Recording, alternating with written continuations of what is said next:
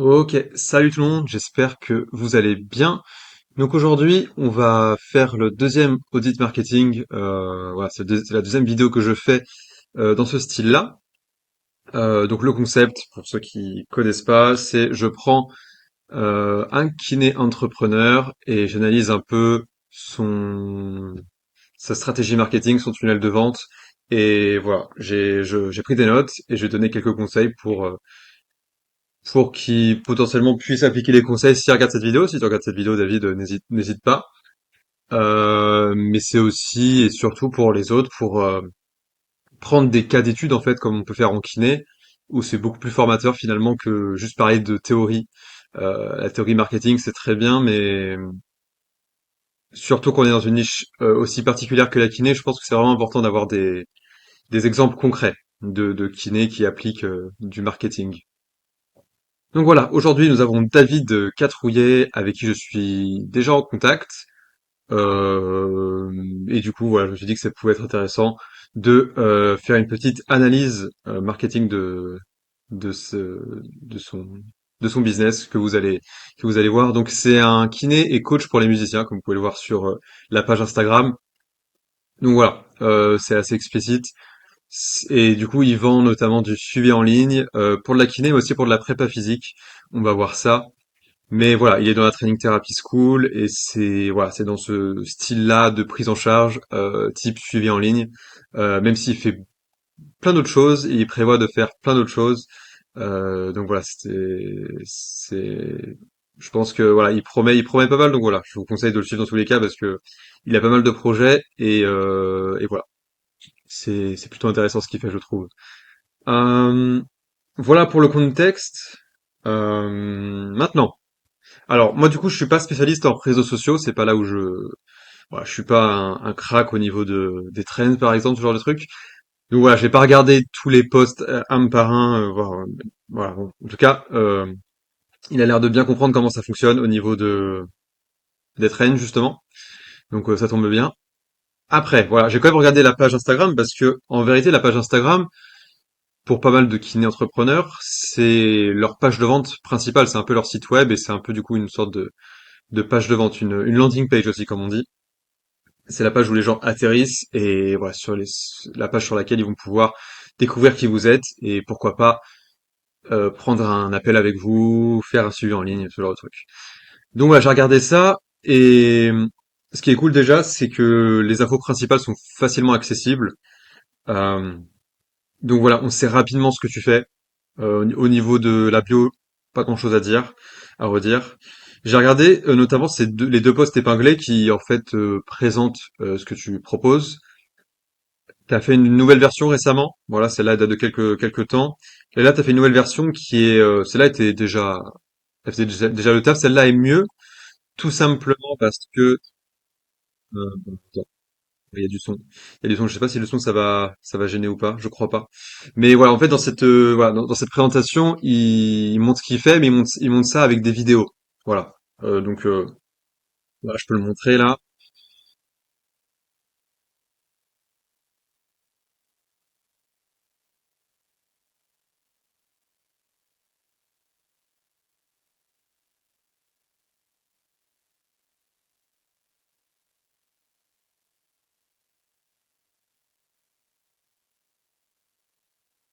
Voilà, bon, je pense que vous avez compris, mais voilà, alors que dans le premier, c'était un truc écrit simple, copywriting classique. Euh, donc voilà, le fait d'apporter quelque chose de plus concret et c'est aussi là, c'est pas juste un pitch de vente, je trouve ce poste-là, c'est aussi encore une fois de l'éducation. Parce que voilà, comme vous le savez, comme vous pouvez l'imaginer, on est dans la niche des musiciens et ça n'a rien à voir avec la niche des sportifs qui est blindée. Enfin, il y a beaucoup de concurrence dans la niche des sportifs, mais les gens sont aussi beaucoup plus éduqués sur l'importance de la kiné là-dedans. Alors que chez les musiciens, c'est beaucoup moins le cas. Et donc, David fait beaucoup de travail là-dessus sur éduquer les musiciens. Et je trouve que ce poste, il est très bien parce qu'il montre c'est quoi le suivi en ligne, à quoi ça pourrait ressembler. Donc encore une fois, là, il en parle, dans le premier poste, il en parle, et là, il montre concrètement à quoi ça pourrait ressembler. Et ça, du coup, c'est très cool. Ça apporte de la clarté. La clarté, les amis, c'est un des trucs les plus importants en marketing, c'est de savoir de quoi on parle. Et c'est d'autant plus important dans une offre comme celle-ci que les gens connaissent pas encore, que ce soit chez les sportifs et encore plus chez les musiciens. Mais même chez les sportifs, hein, les suivis en ligne, tout ça, c'est pas encore quelque chose de tout à fait clair pour tout le monde, notamment pour des kinés. Donc, et là, voilà, ils montrent concrètement, étape par étape, comment ça va marcher. Et voilà, ça, du coup, c'est très cool. Euh, voilà. Alors, il y avait un truc que tu as mentionné là-dedans que je comprends pas spécialement l'intérêt, c'est de mettre le tout sur une appli gratuite. Je sais pas si dire que l'appli est gratuite, c'est forcément un argument de vente intéressant parce que, je veux dire, dans tous les cas, enfin, non, ça va être compris dans l'offre. Voilà, donc c'est pas l'adjectif que j'aurais utilisé, peut-être autre chose, comme le fait que c'est simple d'utilisation, ou quelque chose comme ça. C'est un détail, mais c'est vrai que c'est un truc que j'avais déjà vu et je trouve pas que c'est un argument de vente intéressant. Euh, Ensuite, on a les stories permanentes, qui là aussi il y a tout ce qu'il faut, donc témoignages. Il explique ces deux offres, donc il a une offre de prépa physique pour les musiciens qui veulent performer sur la scène sans se fatiguer, parce que bah, quand tu fais de la scène, quand tu fais des tournées, ce genre de trucs, ça peut être très dur physiquement et du coup souvent les musiciens qui durent ont une routine sportive et toute une routine de santé, je pense, qui compte et qui est importante. Et après, on a Back on Stage qui est pour la partie rééducation, pour tout ce qui est gestion des douleurs chez les musiciens. Et finalement, on a une petite présentation de toi avec le qui suis-je. Donc tout ça, c'est très bien, c'est très clair, c'est très facile d'accès. Voilà, j'ai pas grand-chose à redire sur. J'ai regardé un peu, j'ai pas grand-chose à redire dessus. À part sur Back on Stage où tu parles d'une masterclass et il n'y a pas de masterclass à ce que ça pourrait être une idée d'ailleurs, on va pouvoir en reparler, mais pour l'instant, tu proposes pas vraiment de masterclass. Donc après, je sais pas ce que tu entends par masterclass du coup, mais masterclass en général, c'est pas un suivi. Donc et dans tous les cas, je pense que les musiciens, ils savent pas c'est quoi une masterclass. Voilà, c'est c'est un terme qu'on utilise pas mal dans certains domaines, mais en musique, je pense pas trop. Donc voilà. Ah, toujours important d'utiliser les termes que les gens utilisent. Ce que tu fais un peu, je sais plus où, mais c'était bien vu sur, genre en incluant des trucs un peu rigolos, genre dire ouais, médecin kiné-ostéo et la bière de récup n'a rien fait. Donc voilà, la bière de récup, c'est voilà, c'est une petite un petit clin d'œil. Ça, par contre, ça peut être sympa. Je sais pas si ça va parler à tous les musiciens, mais c'est sûr que ça va parler à certains musiciens. Et c'est pas grave, ça parle pas à tout le monde non plus, du moment que ça laisse pas les gens sur le côté non plus quand ils voient ça. Bref, voilà.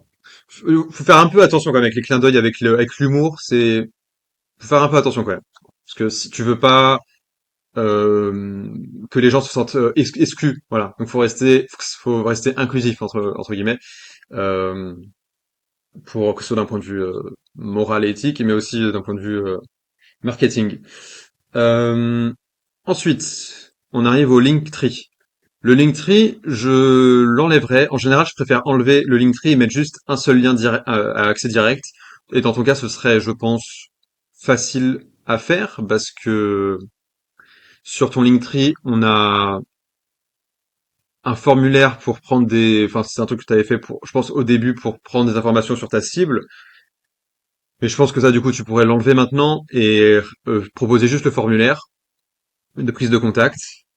Voilà. Parce que, voilà, en général, on veut qu'il y ait un seul lien. On veut toujours minimiser, en fait, le nombre de choix que les gens ont à faire. Voilà. Parce que le choix a tendance à paralyser les gens et du coup, ils continuent pas. Ils passent pas à l'action. Voilà. Euh, je dis pas qu'il faut toujours faire comme ça, hein. Mais dans ce cas-là, ça m'a l'air tout à fait faisable. Il y a des fois, pour des business un peu plus complexes, c'est pas forcément possible. Dans certains cas, c'est pas forcément possible. Dans certains types de contenu, c'est pas possible. Enfin, c'est pas ce qui est le plus souhaitable. Alors, ensuite, sur le formulaire est plutôt bien, rien à dire, ça fait le taf. Euh, J'en reviens à la question du choix. Donc là, il y a trois choix. Donc c'est soit tu cherches, donc soit t'es là pour de la kiné, soit t'es là pour de la prépa physique, soit tu veux juste un appel, enfin, soit tu veux juste du gratuit. Donc là, c'est là que je sais pas si c'est la meilleure chose à faire de proposer ce choix ici. Euh, La question que je me pose, c'est du coup, est-ce que ça veut dire que t'as des... Alors, là, je pose la question, voilà, personne n'est obligé d'y répondre, mais voilà. La question que je me pose, c'est est-ce que il y a des gens qui prennent le suivi, que ce soit back on stage ou road to stage, qui prennent le suivi sans passer par un appel. Si c'est vraiment le cas, si ça arrive, parce que c'est pas le cas la plupart du temps, je pense. Hum, mais si ça arrive, ok, tu peux continuer comme ça. Mais en général, je pense que pour la plupart des gens, ils vont avoir besoin d'un appel. Donc, au lieu de leur proposer le choix maintenant, de leur imposer en fait un choix, parce qu'en fait, tu leur imposes un choix là, au lieu de leur imposer un choix maintenant, commencer directement par un appel pour tout le monde. Et ne serait-ce que pour, alors déjà parce que la plupart des gens en auront besoin pour être convertis. Euh, je sais que ça fait très secte dit comme ça, mais aussi pour qualifier. Parce qu'encore une fois, en marketing et en copywriting, il y a deux choses. Il y a la conversion, donc faut convertir bien sûr, mais il faut aussi qualifier. On prend pas n'importe qui non plus. Et on prend pas n'importe qui parce que bah, déjà on veut pas arnaquer les gens, on veut pas que les gens, on veut que les gens soient contents de ce qu'ils achètent.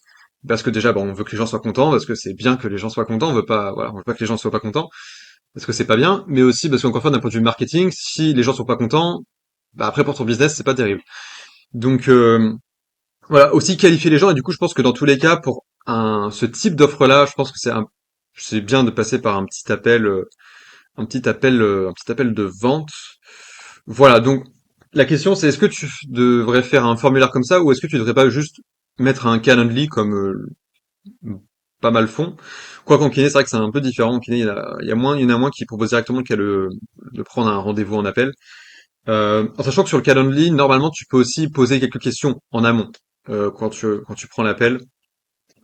Donc voilà, je pense que ça te permettrait d'automatiser un peu, de rendre le process un peu plus automatique. Après, c'est pas encore très important, je pense, parce que je pense pas que tu crawles encore sous les leads. Mais voilà, c'est un truc à considérer. Ok, j'arrive à la dernière proposition que j'ai par rapport à ton tunnel de vente. C'est une c'est une voie pour la suite, c'est d'avoir un ou plusieurs lead magnets. Donc lead magnet, si vous savez pas ce que c'est quelque chose que tu offres gratuitement, qui apporte de la valeur d'une manière ou d'une autre, et en général c'est quelque chose que les gens obtiennent en échange de leurs contacts. Bah d'ailleurs ici c'est vrai que c'est pas vraiment un lead magnet ici parce qu'il n'y a pas vraiment un truc concret. Quoi qu'on pourrait dire que l'appel de vente c'est un peu un lead magnet, mais bon. En général, un lead magnet c'est plus quelque chose type un contenu, bah, une masterclass du coup, une vidéo, un e-book, truc comme ça. En ce qui te concerne, de ce que j'ai noté comme idée, c'est pour. Alors je pense qu'il faudrait du coup deux lead magnets pour tes deux offres.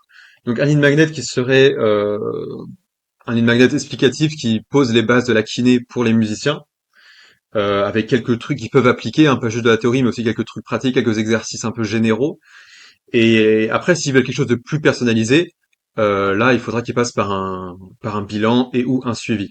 Et ça, du coup, ce sera inclus dans le lead magnet. Alors, le lead magnet, ça fait partie du tunnel de vente, finalement. Du tunnel de vente. Les gens entrent dans le lead magnet, ils sont, et c'est aussi un moment aussi pour éduquer les prospects, les potentiels, les leads, les potentiels clients.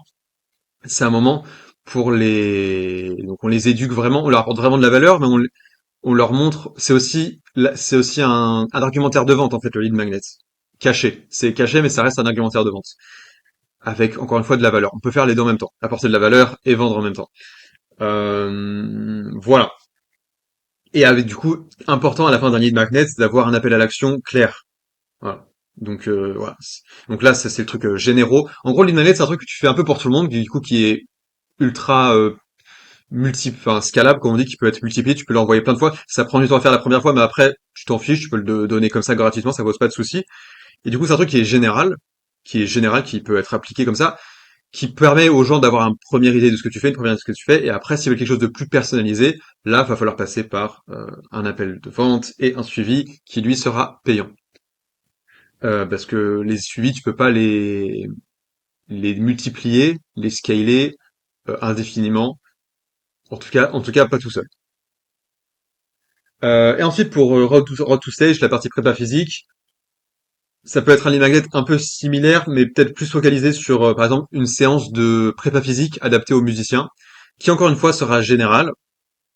Et voilà, s'ils veulent un programme avec plusieurs séances personnalisées en fonction de leur emploi du temps, ça tu connais, hein, tu sais comment ça se passe, en fonction d'eux, et bah là, du coup, pareil, il faudra passer par un bilan puis un suivi. Voilà.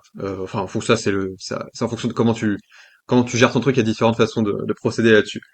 Voilà pour ça. Et dernière chose sur ces lead magnets. Ce qui est cool avec ces lead magnets, c'est que au-delà du fait que ça automatise un peu le tunnel de vente. Ça te permet du coup de récupérer des contacts. Et ces contacts, tu peux les contacter, normal. Donc quand je dis contact, souvent c'est par mail. Souvent tu reçois des mails, tu reçois leurs mails. Tu peux aussi demander leur numéro de téléphone, mais c'est un peu plus compliqué à obtenir. Mais déjà, obtenir leur mail et et ensuite les contacter personnellement plus tard, pas en leur vendant directement quelque chose, mais juste en leur demandant, ok, t'as obtenu, enfin, je t'ai passé le lead magnet il y a X temps. Qu'est-ce que t'en as pensé? Est-ce que t'as un retour à me faire là-dessus? De sorte à engager la conversation, et après, si la conversation est engagée, tu peux ensuite voir si euh, ça peut aboutir sur quelque chose de plus intéressant, comme un appel de vente et une vente. Voilà.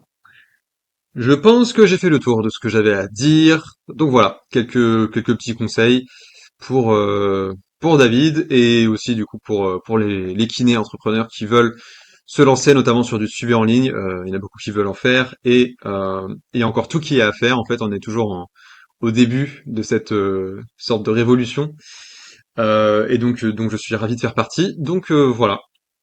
Alors comment je finis cette vidéo moi? Si vous avez des questions, n'hésitez pas. Donc n'hésitez pas en commentaire. Et après, si vous voulez des conseils personnalisés pour vous et votre business, n'hésitez pas aussi à me contacter là du coup plus en message privé sur Instagram, sur TikTok ou sur YouTube. Enfin sur YouTube c'est pas possible du coup, mais voilà sur Instagram c'est nathan.casademont, Casademont. Donc voilà, ce sera le plus simple je pense. Et voilà. Bah écoutez, je pense qu'on a fait le tour. Je vous dis à très vite pour un prochain audit marketing. Et d'ici là, portez-vous bien. Salut.